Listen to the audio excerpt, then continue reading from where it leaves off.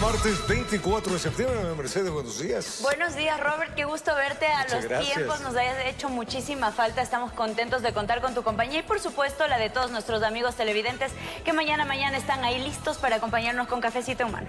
Eso mismo es, gracias, Meche, a la gente igual, sí, pues una semana y pico de quebrantos de salud que logramos y lo superando. Que eso sí, por supuesto que sí, y esto también nos deja una lección, ¿no? No dar por sentado que todos los días nos vemos, sino aprovecharnos, disfrutar de la amistad y por supuesto seguir aprendiendo. Hoy estamos, mañana... Sí. ¿Quién sabe? Esa es la verdad. Así que a ponerle buena energía, que el día sea extraordinario, día martes, en el cual los siguen latentes, sobre todo en inseguridad, ahora acompañe falta de agua, falta de energía eléctrica, o sea, algunas cositas, y los políticos que no dejan de aprovechar para dar sal en la herida. Por supuesto que sí, por eso tenemos que revisar los temas que hacen noticia y empezamos contándoles que todos los viernes se conocerá el cronograma de cortes de energía en nuestro país, según ha anunciado el ministro de Energía y Minas, Antonio González. Pero cúmplanlo, por Dios, nada más. Es lo que la gente más se queja. Cúmplanlo. Además indicó que no hay una fecha exacta, evidentemente no lo pueden saber hasta cuándo se extenderán los apagones. Esto está sujeto y hay que hacer la danza de la lluvia, hay que, no sé, invocar al santo del aguacero, pero para que de alguna manera pues caiga agua y logremos recuperar una normalidad que no está realmente fuerte. Veamos. Sujetos a las condiciones climáticas. Sin duda, esto que está pasando. Veamos.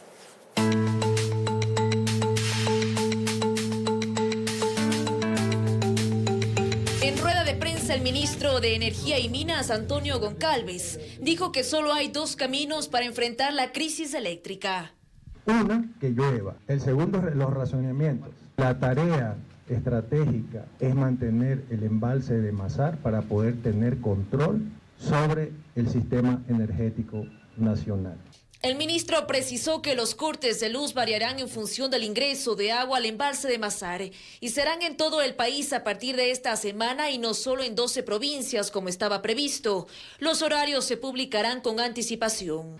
Pero ahora vamos a anunciar los viernes en la mañana cuáles son los cortes para la semana siguiente, de lunes a viernes, para que haya esa predictibilidad. El tiempo que durará el periodo de apagones en Ecuador es incierto. El ministro respondió que no es algo que pueda anticipar y que por eso cada semana se analizarán los datos hidrológicos y de los sistemas. Dependemos mucho de la hidrología. Entonces yo no le puedo adelantar algo que solamente Dios sabe. Yo lo que le puedo es cada semana ver las proyecciones que hay, conversar evidentemente con todo el gobierno, el INAMI, el Ministerio de Ambiente, para tener una idea de cuál es la hidrología y con el equipo e ir avanzando. Según la presidenta del COE Nacional, se esperan lluvias en los próximos días, por lo que se podrían tomar nuevas medidas. A partir del 26 al 29 se esperan lluvias en todo el corredor andino, es decir, de norte a sur. Eso mejoraría las previsiones y estaríamos, digamos, entrando a otra etapa. Informó Priscila Cadena. Mientras tanto, el COE Metropolitano se reunió este lunes 23 de septiembre para determinar resoluciones ante la crisis energética. Tras la reunión, pues analizaron 9 medidas que se tomarán. Vamos a contarles. Tras la reunión del COE Metropolitano en Quito, presidida por Santiago Sandoval, secretario de Ambiente, se determinaron 9 resoluciones en el marco de la crisis energética. La primera es que los cortes de energía no afectarán el servicio del metro o del trolebús. Las 10 plantas de agua y 4 estaciones de bombeo tampoco serán afectadas.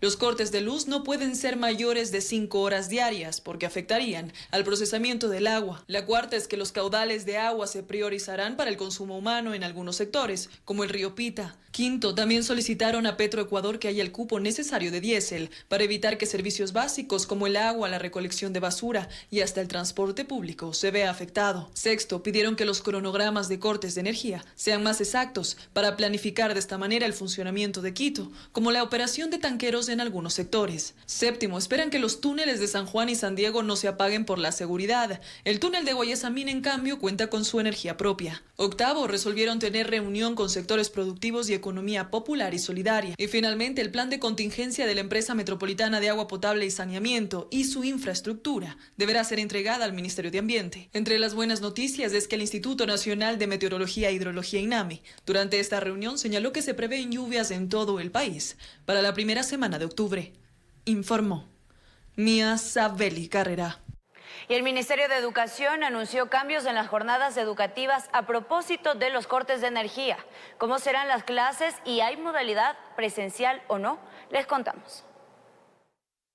Los cortes de energía eléctrica han obligado al Ministerio de Educación a emitir nuevas disposiciones para garantizar la continuidad educativa en el país. Por esta razón, estas nuevas medidas adoptadas regirán desde el martes 24 al viernes 27 de septiembre. ¿Qué pasará con las clases a escala nacional? Preste mucha atención. Para la jornada matutina, los estudiantes tendrán clases normales en los horarios habituales de cada institución. Es decir, la hora de ingreso y de salida se mantiene sin cambios. Para la jornada vespertina, el horario de ingreso no tiene modificaciones, pero la hora de salida de los estudiantes será máximo a las 5 de la tarde. El fuerte cambio viene con la jornada nocturna. El Ministerio de Educación estableció la modalidad no presencial para esta jornada. Es decir, que no tendrán clases presenciales, pero se enviarán recursos académicos o guías pedagógicas para continuar los estudios, pero desde casa. Así es, por eso siempre hablamos de la no presencialidad. La no presencialidad pueden utilizarse fichas pedagógicas que no es con uso electrónico, pueden haber también proyectos que tampoco se necesita la electricidad, o también, pues dependiendo ya de las horas y de los sectores y de los cortes de luz, pues pueden aplicar también herramientas virtuales. Por otro lado, este jueves 26 de septiembre estaba planificado el juramento a la bandera, que año a año deben realizar los estudiantes de tercero de bachillerato. En este caso, los horarios para la realización de este emotivo acto son la jornada matutina a las 10:30 de la mañana, la jornada vespertina a las 3 de la tarde, mientras que la jornada nocturna deberá postergar el juramento a la bandera hasta que las condiciones lo permitan. El Ministerio de Educación añadió a través de un comunicado que las instituciones particulares, fiscomisionales y municipales pueden adoptar estas medidas o, en su defecto, definir sus propias disposiciones. Esto siempre y cuando continúen con el proyecto educativo. En el caso de Quito es importante mencionar que la Secretaría de Educación, Recreación y Deporte informó que el horario de entrada de las unidades educativas municipales y centros municipales de educación inicial CEMEI serán normales. Ahora, para los estudiantes de la modalidad acelerada semipresencial, el horario de salida será a las 6 de la tarde. Con esto garantizan la continuidad de los aprendizajes por medio de guías educativas. Informó Mía Sabeli Carrera.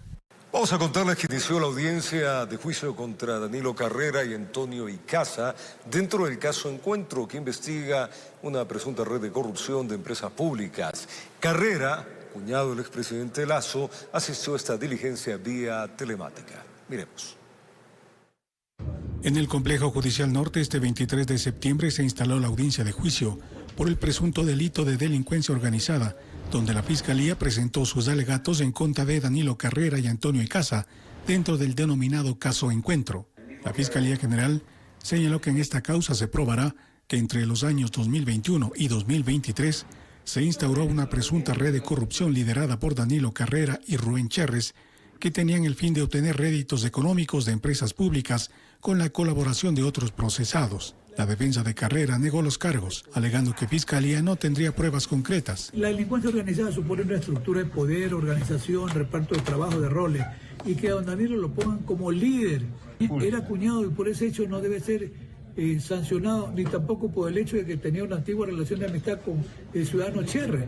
Lo que haya hecho el ciudadano Cherres debió responder en vida, lamentablemente está muerto, pero don Danilo, cada quien responde por lo que hace o por lo que deja de hacer.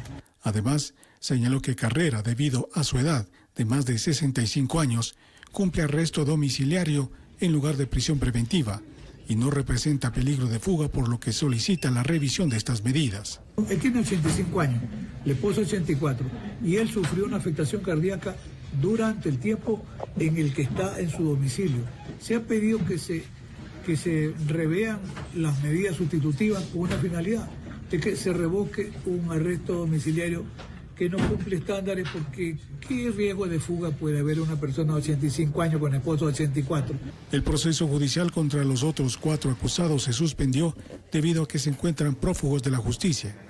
La Fiscalía investigó esta red de delincuencia organizada que habría sido liderada por Carrera, cuñado del expresidente Guillermo Lasso, y por Rubén Cherres, quienes aprovecharon su posición en el gobierno para direccionar de manera irregular contratos en empresas públicas. Para el cometimiento de estos delitos contaron con la colaboración de Hernán Luque, quien presidía la empresa pública Coordinadora de Empresas Públicas. El delito de delincuencia organizada contempla una pena privativa de libertad de 7 a 10 años, informó Miguel Ángel Bedoya. Y por unanimidad, un tribunal de la Corte Nacional de Justicia revocó el sobreseimiento otorgado a 5 procesados dentro del caso Independencia Judicial, los mismos que fueron llamados a juicio en calidad de cómplices por el delito de obstrucción a la justicia. En esta causa también están procesados los exfuncionarios del Consejo de la Judicatura Wilman Terán y Maribel Barreno. El Tribunal de la Sala Penal de la Corte Nacional de Justicia, integrado por los jueces Marcia Alvarado, Liz Barrera y Marco Rodríguez, reinstaló este lunes 23 de septiembre la audiencia de apelación al auto de sobreseimiento dictado el pasado 29 de julio por el juez Julio Inga a favor de Jessica Chicaiza, Catherine Luna, Natalia Vivanco, Santiago Cueva y Milton Herrera, por lo que fueron llamados a juicio por el delito de obstrucción a la justicia en el caso Independencia Judicial. Esta diligencia fue solicitada por la Fiscalía General del Estado, institución que considera que existirían las pruebas suficientes que hacen presumir el cometimiento de este delito por parte de los procesados. Dentro de esta causa, la Fiscalía señaló como principales involucrados al expresidente del Consejo de la Judicatura Wilman Terán y la exvocal de dicha entidad Maribel Barreno en calidad de autores, mientras que Milton Altamirano, Santiago Cifuentes, Carlos Garaví, Andrés Jácome, Marcela Vaca y Catherine Luna en calidad de cómplices. De acuerdo al Ministerio Público, 2 exfuncionarios habrían sido convocados a una reunión en la presidencia del Consejo de la Judicatura con Wilman Terán. En esta cita también estarían presentes Santiago Cueva y Milton Altamirano. Aquí se habría elaborado un proyecto de medida preventiva de suspensión en contra del juez nacional Walter Macías. Este documento habría sido revisado por Wilman Terán y los asesores de Maribel Barreno, Milton Altamirano y Jessica Chicaiza, quienes habrían hecho las correcciones al documento junto con otros funcionarios.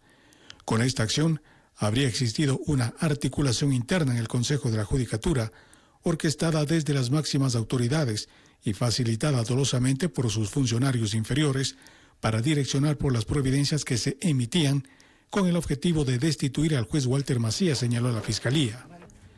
Con esta decisión de la justicia, se espera que el denominado caso Independencia Judicial inicie su nueva etapa en los próximos días, informó Miguel Ángel Bedoya. Y tras cumplirse la 13ª jornada de audiencia preparatoria del juicio dentro del caso Metástasis, el juez de la causa suspendió esta diligencia y convocará para los próximos días para anunciar a cuántos de los 37 procesados llama a juicio por el presunto delito de delincuencia organizada.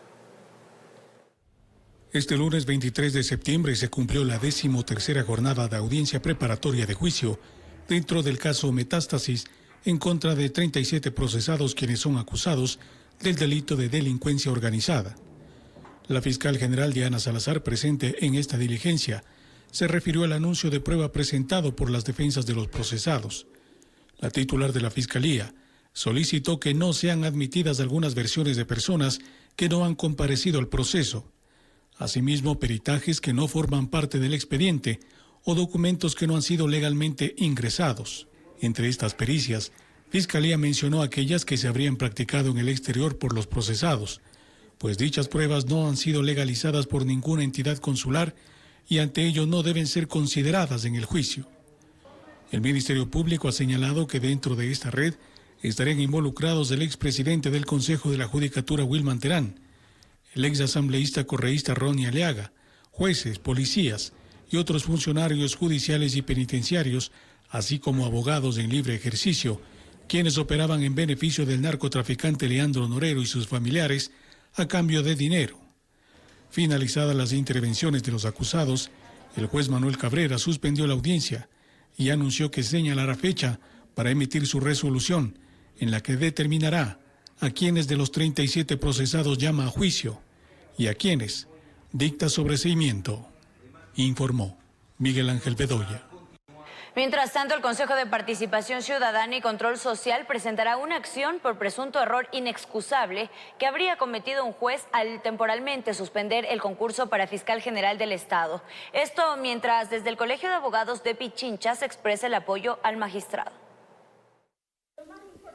El concurso de oposición y méritos para la selección y designación de la primera autoridad de la Fiscalía General del Estado sufre un primer revés, luego que un juez de la Unidad Judicial Multicompetente Penal de Montecristi dio paso a medidas cautelares como parte de una acción de protección que se presentó tras la aprobación del reglamento para el proceso. La actuación del juez de Montecristi es improcedente al tramitar una acción de protección con medida cautelar, cuyo objetivo evidentemente es abrir la puerta del concurso de fiscal general del Estado al crimen organizado, el narcotráfico y las mafias.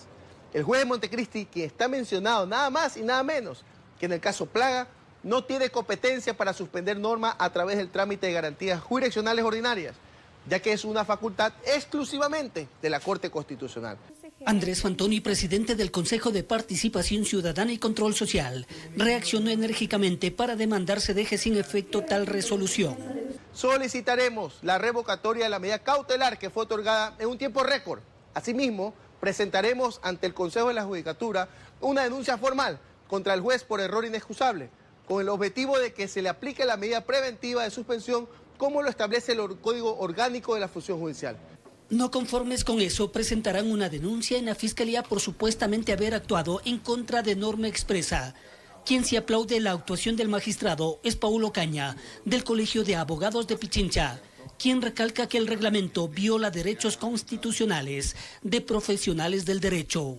Por ejemplo, el hecho de que se ponga limitación para no poder postularse, toda vez que en los últimos 10 años han defendido y nos dan 35 tipos de delitos. Pero el que un abogado haya defendido no quiere decir que esté inmerso, sea parte de una delincuencia organizada o parte de estos grupos delictivos que se dedican a narcotráfico, a lavado de activos y demás. Por el momento el concurso está suspendido en medio de la interrogante si el juez de Montecristi actuó o no pegado a lo que establece la ley. En nuestra legislación, cuando se presentan acciones constitucionales, se determina claramente que los jueces que se convierten en jueces constitucionales o de garantías constitucionales son competentes para conocer y resolver, en este caso, medidas medidas cautelares referente a una acción de protección. Quien tiene la razón se lo podrá conocer luego de la audiencia prevista para octubre, informó Héctor Romero. La organización Observatorio del Control Ciudadano, a través de su presidenta, Mónica Jaramillo, informó que tras el sorteo de la causa de apelación que ejercieron los 4 consejeros del Consejo de Participación Ciudadana y Control Social,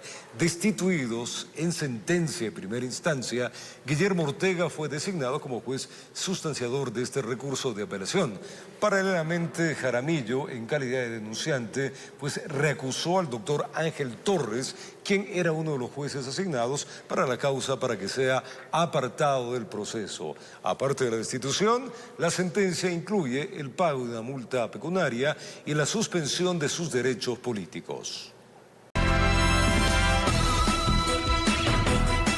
7 de la mañana con 20 minutos. Continuamos informándoles. Evitar que el crimen organizado se apodere del Consejo de la Judicatura y de la Unidad de Análisis Financiero y Económico UAFE es lo que buscan estas dos entidades mediante el intercambio de información sobre el narcotráfico y también el lavado de activos, así como otros delitos más. El Consejo de la Judicatura y la Unidad de Análisis Financiero y Económico UAFE aunan esfuerzos para evitar que los tentáculos del crimen organizado puedan enquistarse en las dos instituciones y de esta forma poder enfrentar de mejor forma esta problemática social. Es importante tener muy claro que el aumento de la corrupción pública y privada, el avance del crimen organizado y su proximidad con el delito común tienen efectos multiplicadores de violencia, desigualdad, marginalidad e impunidad.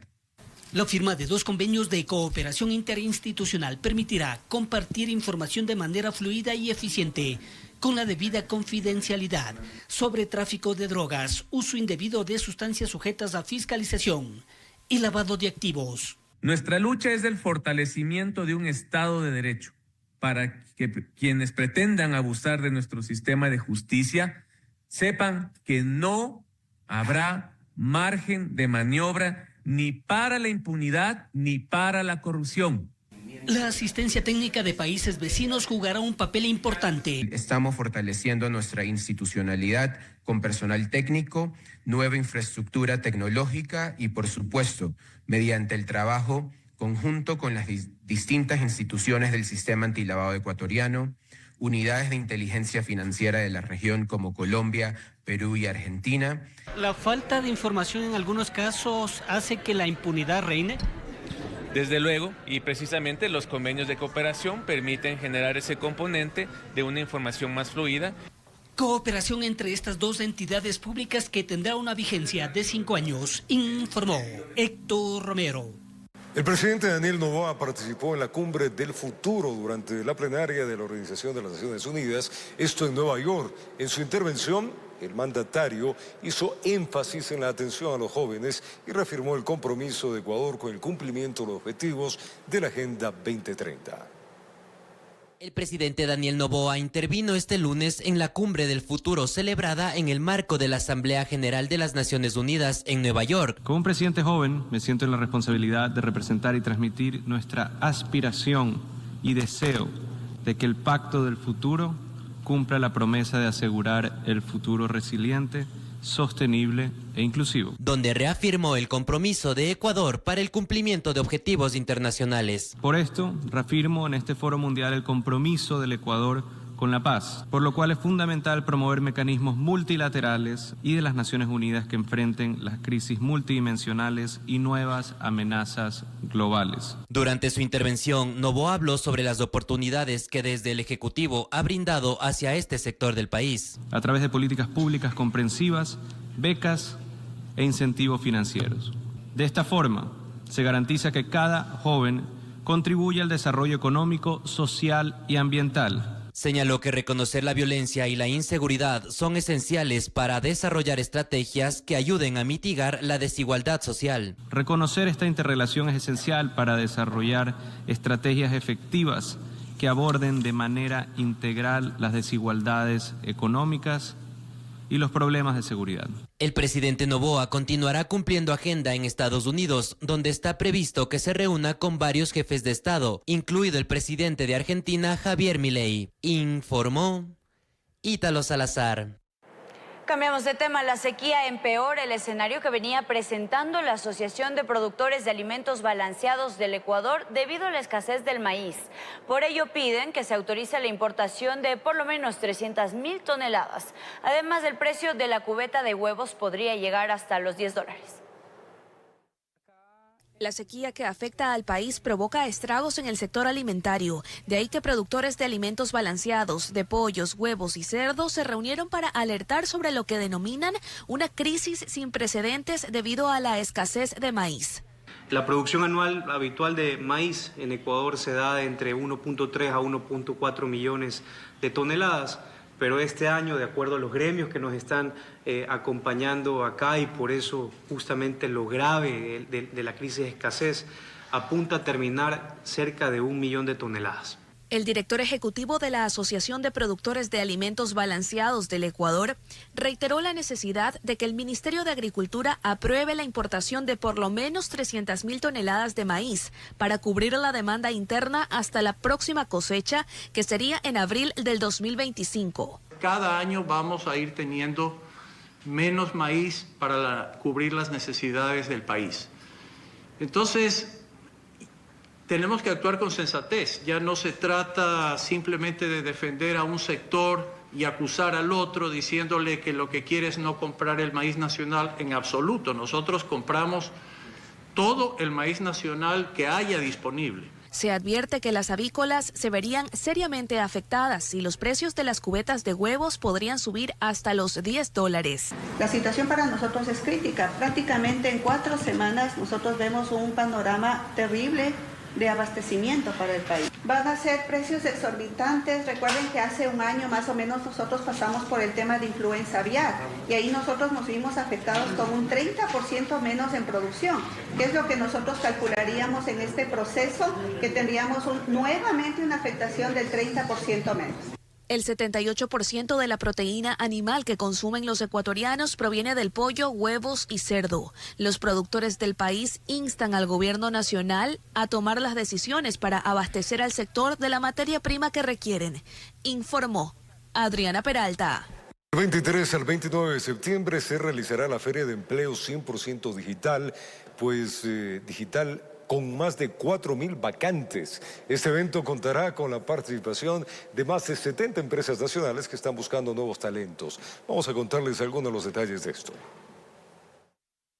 Un estudio ha determinado que el 92% de las personas actualmente buscan empleo a través de plataformas digitales. Con este antecedente, ahora usted podrá tener la oportunidad de aplicar a más de 4.000 vacantes en el país con solo un clic. Se trata de la Feria de Empleos Expo Multitrabajos Online 2024, que se desarrollará 100% en formato digital. Este evento será totalmente gratuito del 23 de septiembre al 29 de septiembre de 2024. Así que durante las 24 horas, cualquier persona que esté buscando una oportunidad laboral puede ingresar desde su teléfono celular o computadora a visitar y recorrer cada uno de los stands de esta feria. En una misma plataforma, usted podrá conocer a más de 60 empresas que buscan nuevos talentos. Además, no importa si usted no tiene experiencia laboral. Y si no tienes experiencia laboral, también esta feria es para ti, porque hay oportunidades para pasantías o incluso para encontrar ese primer empleo y comenzar a desarrollar tu carrera profesional. En este caso, esta feria tendrá alcance nacional, lo que quiere decir que las personas que requieran de un trabajo podrán postularse desde cualquier punto del Ecuador, informó Mía Sabeli Carrera. Y el monitoreo de infracciones mediante el uso de cámaras de seguridad entra en su fase número 4. La Agencia de Tránsito y Movilidad se encuentra en la etapa de socialización, esto para advertir a los conductores durante un mes. La campaña Juega Limpio llega a su última etapa.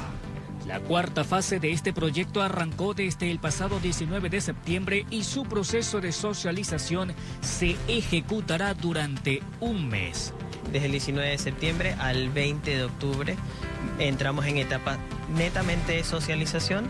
Esta cuarta fase del monitoreo y sanción mediante la aplicación de las cámaras de seguridad comprende las avenidas de mayor circulación en el norte de Guayaquil, arterias de tránsito rápido donde una imprudencia al generar una doble columna podría ser la causa de un accidente grave.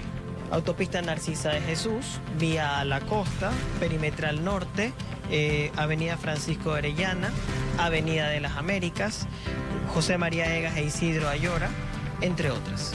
En la autopista Narcisa de Jesús existe expectativa por lo que pueda ocurrir con la presencia de las cámaras, sobre todo en el ingreso hacia algunas urbanizaciones privadas. Se ha detectado que en horario pico los conductores suelen hacer 2 y hasta 3 columnas en busca de ingresar hasta sus domicilios y temen ser multados mientras esperan el retorno a sus hogares. Yo veo mal eso que multen a uno, porque que busquen otras medidas, sí, pero que multen a uno, eso estaría mal. Bueno, tendría que haber alguien de tránsito ahí, porque van a haber muchos pagando ahí las consecuencias de esto de aquí. La ATM señaló que en esa zona el Departamento de Vinculación iniciará diálogos con los residentes a fin de establecer mecanismos en las horas pico para que no afecten el flujo vehicular en la Narcisa de Jesús. Cabe rescatar el trabajo de nuestra Dirección de Vinculación Ciudadana que está realizando esta ardua labor de socialización, ¿no? Informó José Morales. El aumento exponencial de muertes violentas provoca aglomeración en la morgue de Guayaquil. Algunos familiares exigen el aumento de médicos legistas para evitar atrasos en la entrega de los cuerpos. El sicariato también pone en apuros al laboratorio de criminalística. Según fuentes internas, solo este lunes habían 14 cuerpos y afuera la gente se inquieta porque no salía el cadáver de su ser querido. A veces a las 12:30, a veces hasta las 2, 3, 4 de la tarde. Y ahí los otros que queden para el siguiente día. Y eso también es un pérdida de tiempo. Ayer como a las 5 de la tarde. Ya está la hermana está adentro haciendo el papeleo. ¿Pero les han dado una hora más o menos? Más o menos al mediodía, sí. La semana pasada hubo un promedio superior a 10 muertes violentas por día. 14 el lunes, 17 el martes, 4 el miércoles, 14 el jueves, 9 el viernes, sábado y domingo, 28. Trascendió que pese al alto flujo, aquí solo atendían 2 médicos legistas. No estaban acostumbrados a recibir tantos muertos en un día, pues, porque es una cosa de que no es por enfermedad, sino por crimen. El Servicio Nacional de Medicina Legal y Ciencias Forenses no se ha pronunciado. Que tengan 2 cédulas, 3 cédulas. Y eso también atrasa, porque todos los cuerpos que son de muerte violenta quedan bajo sospecha. No es la primera novedad que enfrenta el laboratorio de Guayaquil. En junio tuvo inconvenientes por el exceso de cuerpos NN, que empezaron a expedir un mal olor. Informó Jorge Escobar.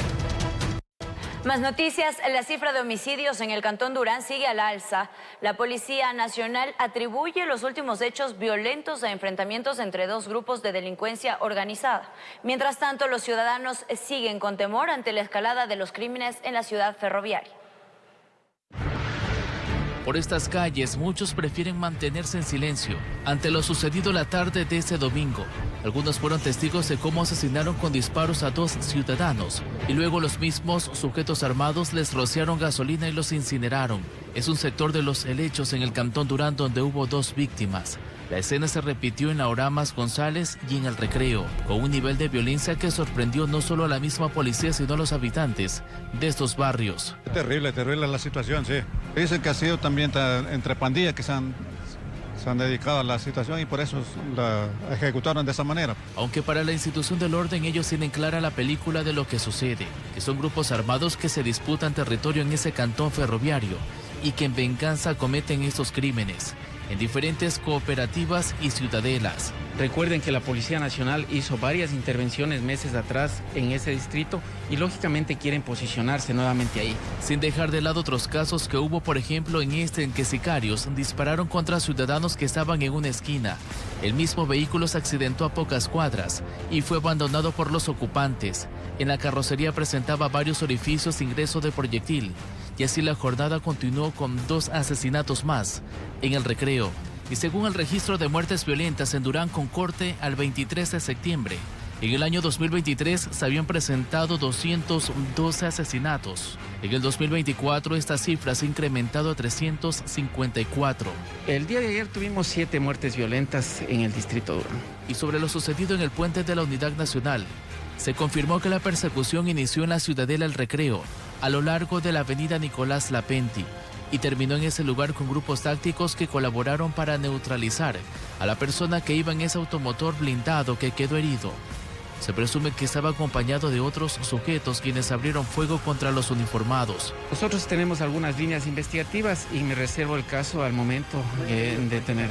No tenemos, lo que sí tenemos es víctimas colaterales ahí, entonces estamos realizando el trabajo. Por su parte, el alcalde Luis Chonillo en un comunicado informó que luego de sus vacaciones y por motivos de seguridad, retomó sus funciones haciendo teletrabajo.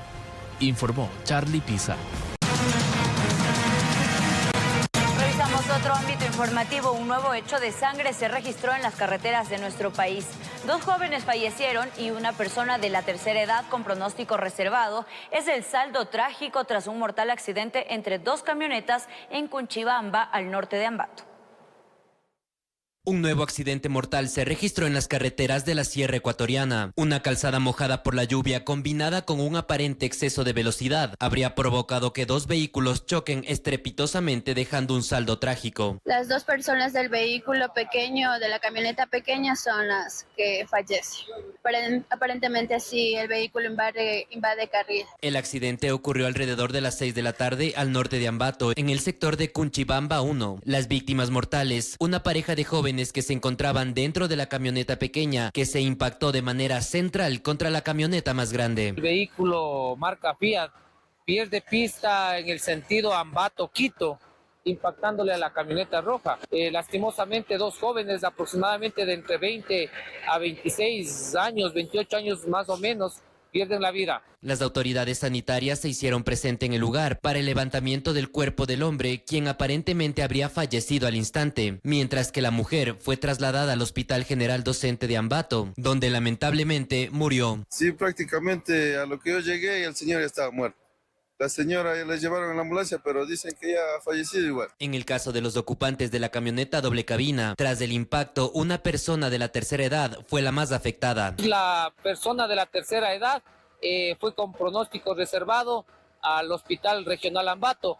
Los dos hijos del propietario del vehículo no sabemos, desconocemos, pero manifiestan que prácticamente están en condiciones estables. Las recomendaciones de una conducción a la defensiva irresponsable nuevamente sobresalen ante hechos lamentables como lo ocurrido en Ambato, informó Ítalo Salazar. Es tiempo de contarles que 4 delincuentes a bordo de motocicletas intentaron secuestrar a un joven mientras realizaba entregas a domicilio, esto en el sur de Quito. Afortunadamente, la víctima logró huir, sin embargo, pues le robaron la moto. Un operativo policial logró recuperarla y detener a los sospechosos. Eran apenas las 6 de la tarde cuando a quien llamaremos Juan para proteger su identidad se movilizaba en su motocicleta por la isla en el sector de Solanda al sur de Quito. Realizaba entregas a domicilio sin imaginar que viviría la peor experiencia. 4 sujetos en 2 motos me interceptaron y me quitaron la llave de una. Y en ese momento ellos me secuestraron y me llevaron a otra parte donde me revisaron todas las cuentas bancarias, todo eso. Aún con la luz del día y con personas que circulaban por la calle intentó pedir ayuda. Sin embargo, nadie lo auxilió. Por más de 30 minutos fue golpeado y amenazado. El siguiente paso tras capturarlo aparentemente era secuestrarlo, según las conversaciones que logró escuchar. Sí, me golpearon al momento que yo quise pedir auxilio, me comenzaron a golpear y a intimidarme, obviamente. Hasta querían secuestrarme, pero yo ahí hablando con ellos, pude que me dejaran en paz. Afortunadamente fue abandonado en otro punto de la ciudad. Sin embargo, sí se llevaron su motocicleta y herramienta de trabajo.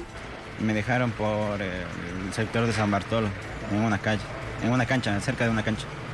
Ahí es donde yo me acerco a una tienda y ahí les dije que me auxilien porque estaba mal, pues. Fue en horas de la madrugada de este lunes que tras un operativo policial se logró identificar la motocicleta robada. Procede a tener la marcha de una motocicleta, la misma que se encontraba en actitud sospechosa y evasiva. Al verificar los datos nos pudimos dar cuenta que en nuestro sistema informático arroja una denuncia de robo. El conductor, único a bordo y sospechoso, fue detenido. A la persona fue aprehendida, la motocicleta es recuperada ya que se encontraba con reporte de robo. La persona será trasladada a la audiencia de calificación de flagrancia y se determinará su situación jurídica. Fue trasladado hasta la unidad de flagrancia para la formulación de cargos y respectivas investigaciones para dar con el paradero del resto de esta banda delictiva. En Quito informó Adriana Rojas.